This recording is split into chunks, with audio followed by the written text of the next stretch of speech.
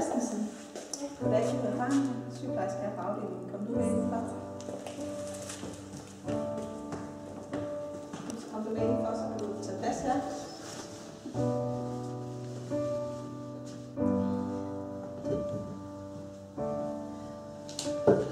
Du har fået svar på dine undersøgelser fra i sidste uge. Du har ikke haft mulighed for at have et familiemedlem med herinde? Nej, desværre. Nej. Det er lidt en alvorlig besked, vi skal give dig i dag.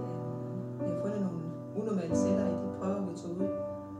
Så vi er nødt til at lave nogle flere undersøgelser på dig, for at finde ud af, hvad det drejer sig om.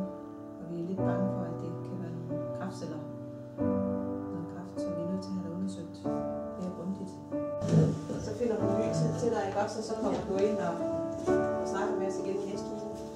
Og så synes jeg, du skal prøve at vente dig. Jeg har kræfter på mig! Jeg har kræft, kan du se det? Kig på mig!